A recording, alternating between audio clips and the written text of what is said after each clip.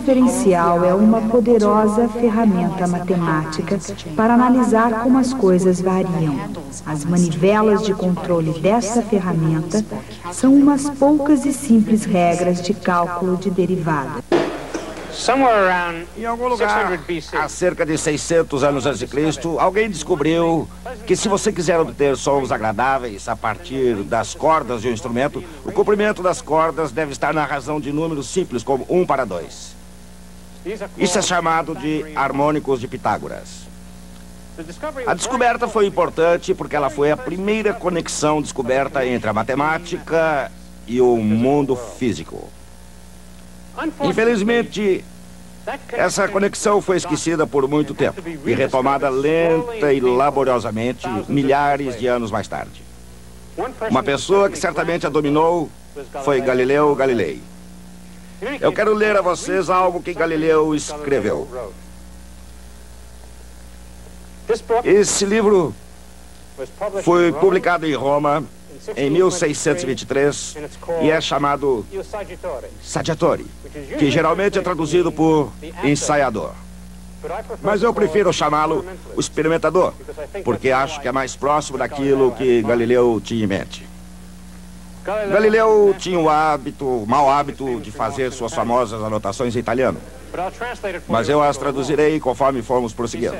Ele disse: o conhecimento verdadeiro está escrito neste enorme livro, que está constantemente aberto diante de nossos olhos. Eu falo do universo.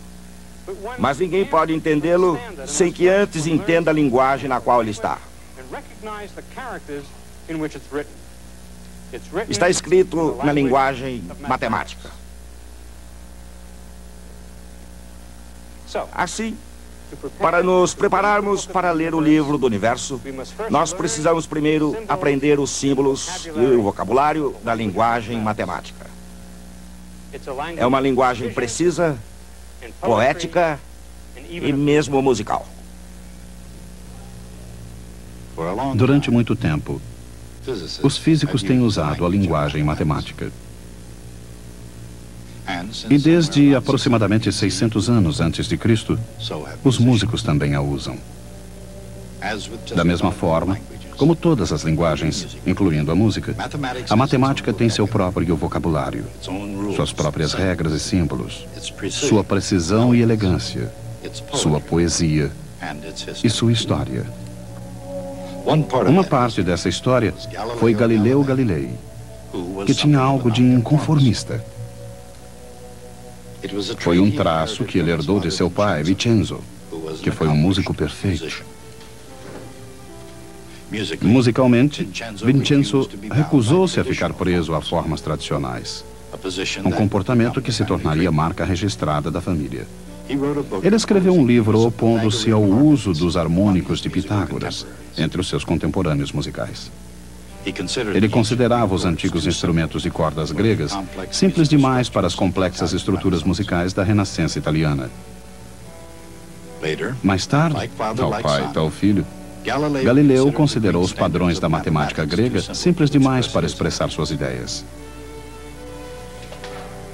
Ele criou a ciência da cinemática, um ramo da mecânica que tratava dos movimentos de forma abstrata. E se qualquer ideia abstrata deve ser expressa convenientemente, ela precisa da linguagem apropriada, os conceitos e os símbolos que dão a uma ideia seu significado e valor. Apesar de avançada, a nova ciência do movimento de Galileu estava ainda enraizada no solo dos antigos preceitos gregos.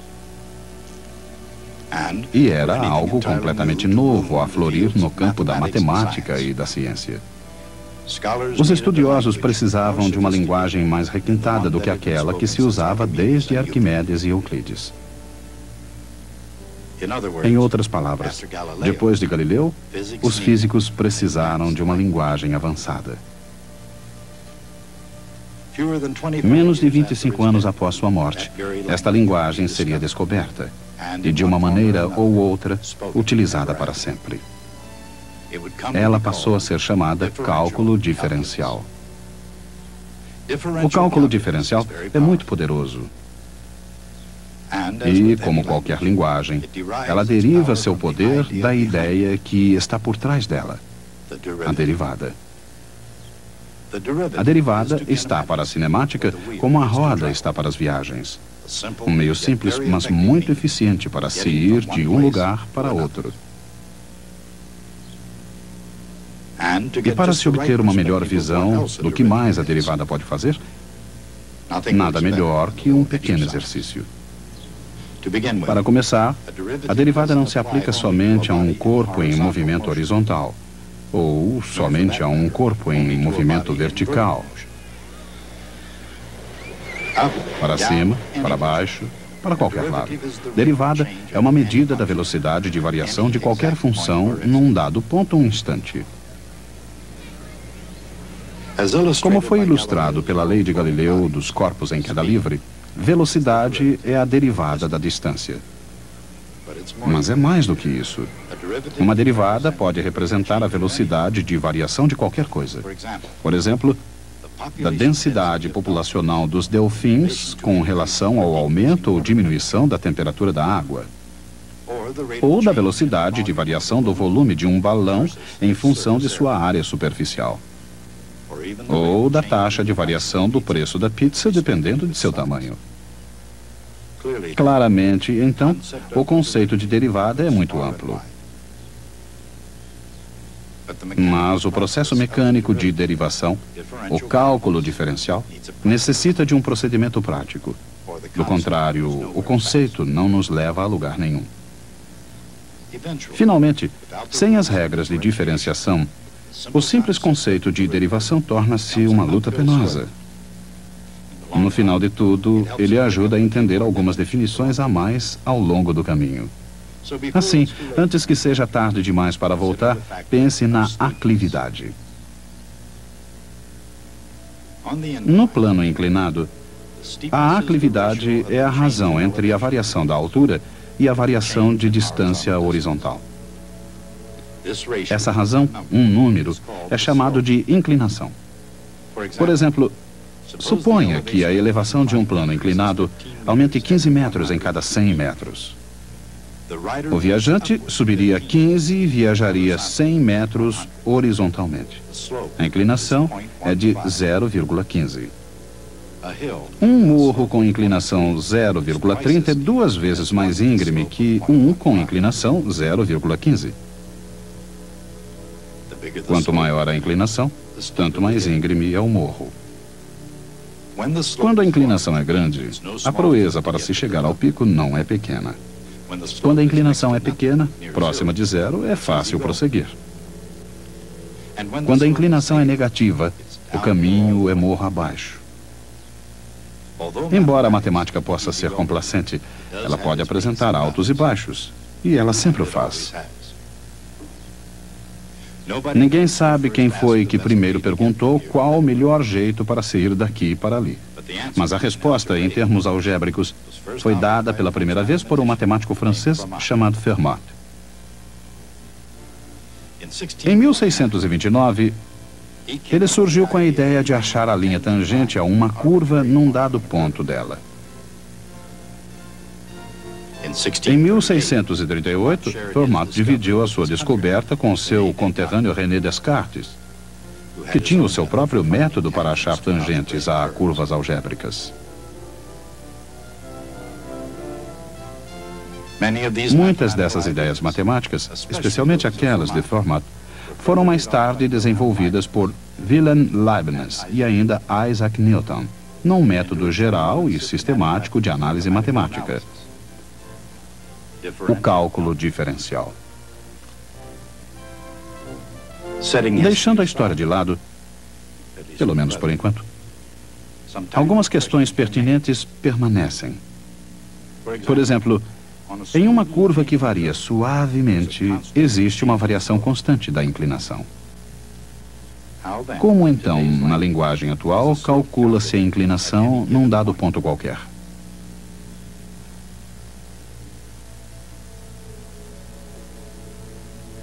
Para determinar a inclinação num ponto particular, aqui, por exemplo, simplesmente pega-se outro ponto do morro, não importa qual. Agora ligam-se os dois pontos com uma linha reta.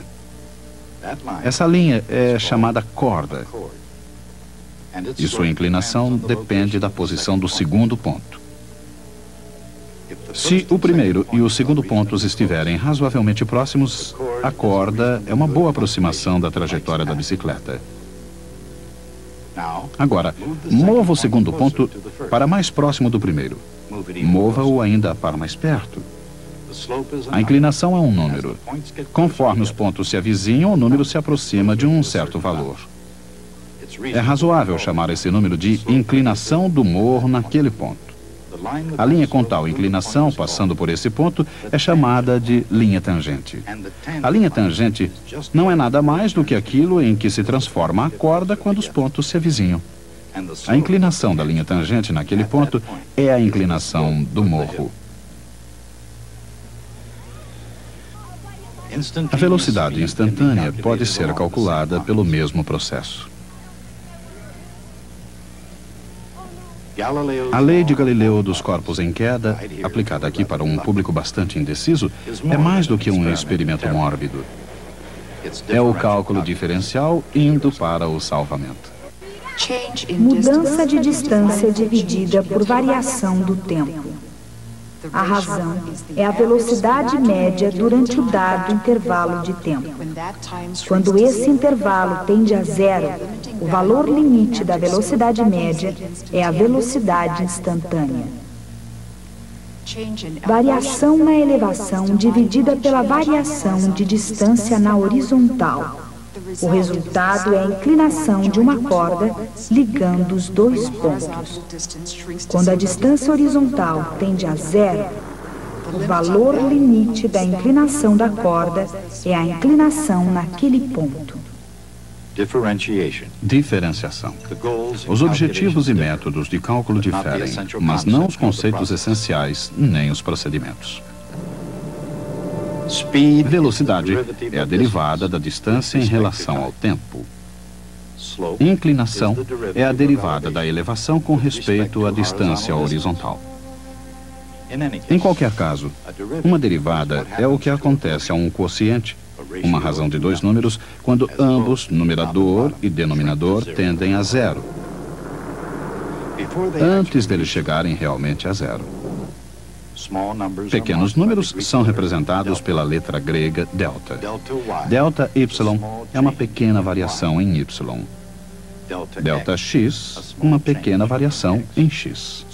Assim, delta y sobre delta x é nada mais que a razão entre dois números pequenos. Quando os números pequenos tendem a zero, tal razão passa a se chamar derivada, e os deltas tornam-se novos símbolos. dy sobre dx, o símbolo da derivada, que significa a derivada com respeito a x da quantidade y. Uma vez que a mecânica simples foi dominada, o cálculo de derivada de qualquer coisa não é mais difícil do que acionar uma chave.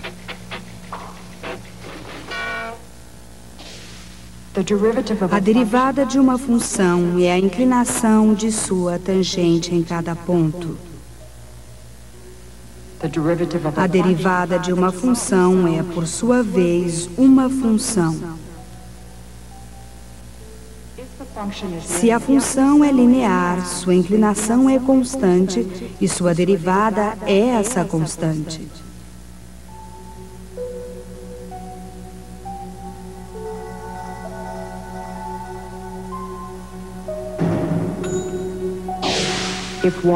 Se y igual seno de x, então dy sobre dx igual cosseno de x.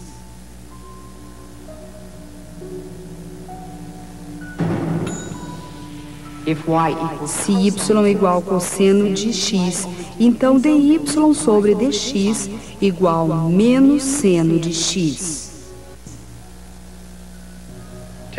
Calcular derivadas exige um pouco de prática, mas vale o esforço. E, considerando o atual número de máquinas de derivar, ele se tornou uma prática comum. Um velocímetro é uma máquina de derivar. Ele mede a derivada da distância viajada a cada instante. A velocidade da variação da posição é a velocidade instantânea expressa em milhas por hora. É claro que, quando o veículo não está se movendo, nenhuma distância está sendo percorrida. Nesse caso, a posição é constante, e a derivada de uma constante é zero.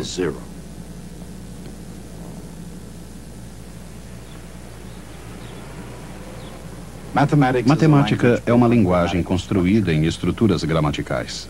Uma coleção de regras que estruturam e analisam o problema que se tem às mãos. Qualquer que seja a tarefa, desde a construção de uma casa até a composição de uma sinfonia, mesmo a mais complicada tarefa pode ser analisada da mesma maneira. Newton e Leibniz desenvolveram as ferramentas do cálculo que permitem que as mais complexas funções a serem derivadas o sejam, decompondo-as em partes mais simples. Uma das regras básicas da diferenciação é a regra da soma. Suponha que um pintor possa pintar 90 metros quadrados de parede por hora e outro 100. Essas são as velocidades com as quais a área da parede está mudando de cor. Em outras palavras, elas são derivadas. Assim, a cada hora, 190 metros quadrados de parede estão ao todo sendo pintadas. É assim que a regra da soma funciona. A derivada de uma soma é a soma das derivadas.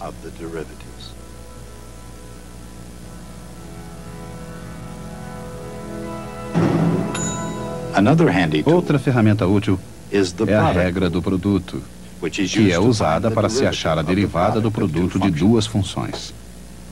Por exemplo, a área de uma tábua é o produto de seu comprimento pela sua largura.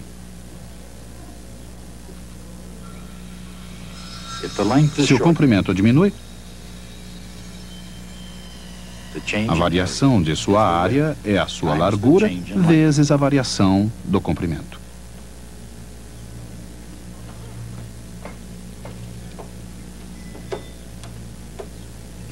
Se a largura é reduzida, a variação da área é o comprimento vezes a variação da largura.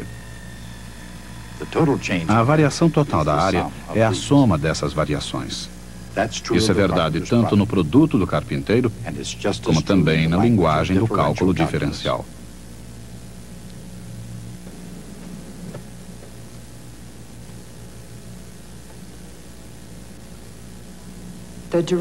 A derivada do produto y por z é y vezes a derivada de z mais z vezes a derivada de y.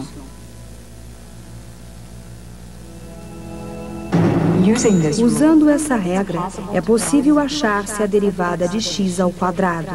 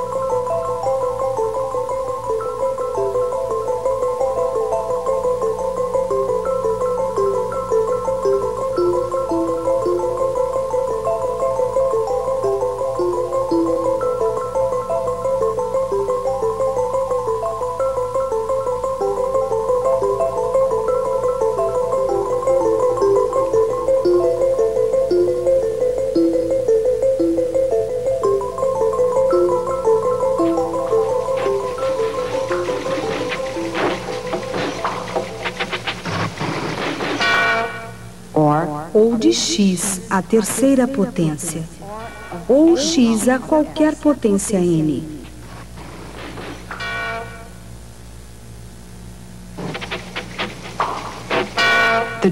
A derivada de x à potência n é n vezes x à potência n menos 1.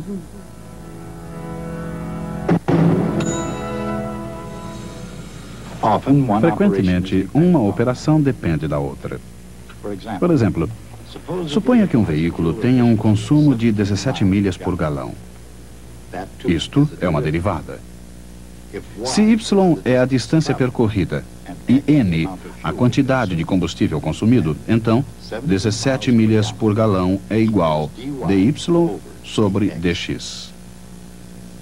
Digamos que ele use 2 galões por hora. 2 galões por hora é igual dx sobre dt. A velocidade de um veículo em milhas por hora é igual ao número de milhas que percorre por galão vezes o número de galões por hora que ele usa. Essa é a regra do encadeamento ou cadeia. É usada quando y depende de x e x depende de t.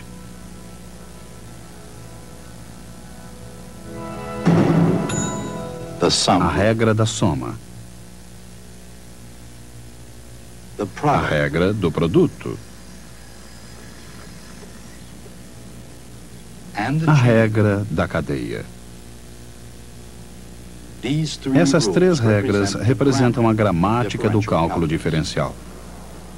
E a validade do cálculo diferencial pode ser vista na diversidade de suas aplicações. Por exemplo, quando um foguete se move com um deslocamento s no instante t, a derivada do deslocamento é a velocidade. Positiva para o movimento ascendente e negativa para o movimento descendente. A derivada da velocidade é a aceleração, o que equivale a tomar a derivada da derivada. Isto é, a derivada segunda de s.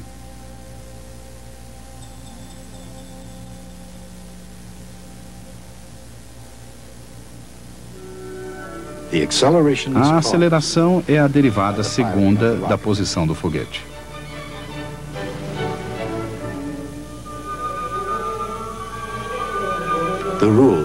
As regras do cálculo diferencial e suas aplicações na física.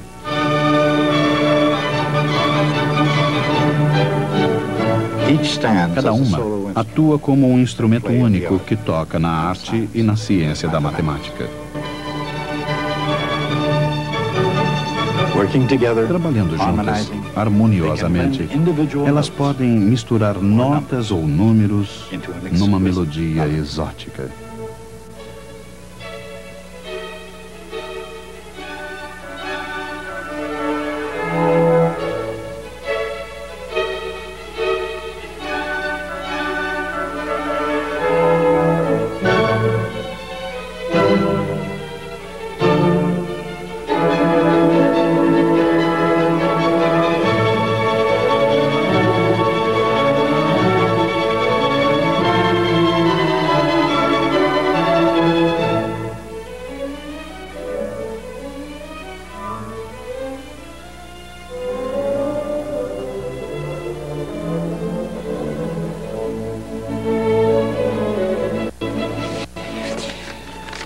Eu recebi uma carta de um músico chamado Albert Einstein.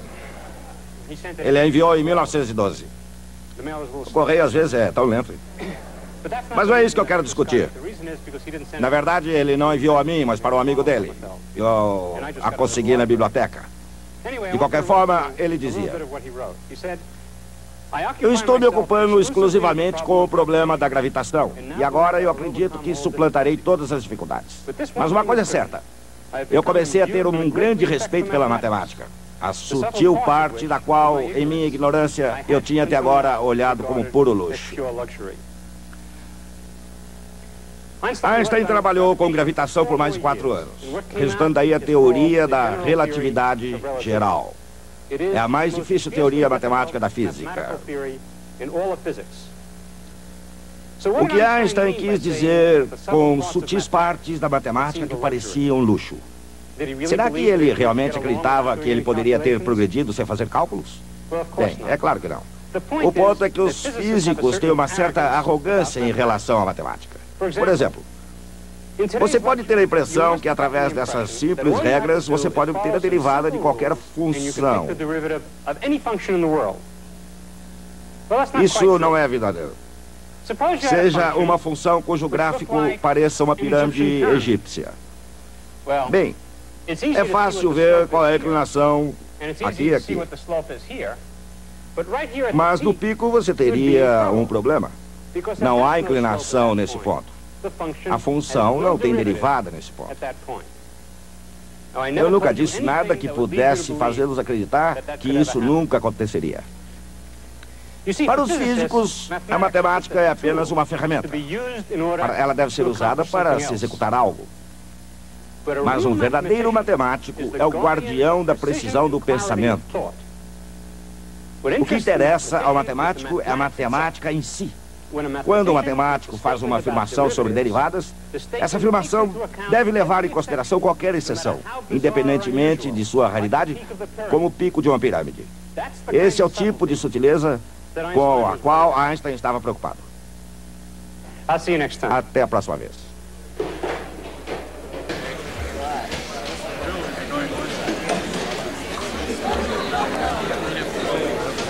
Now that you're here.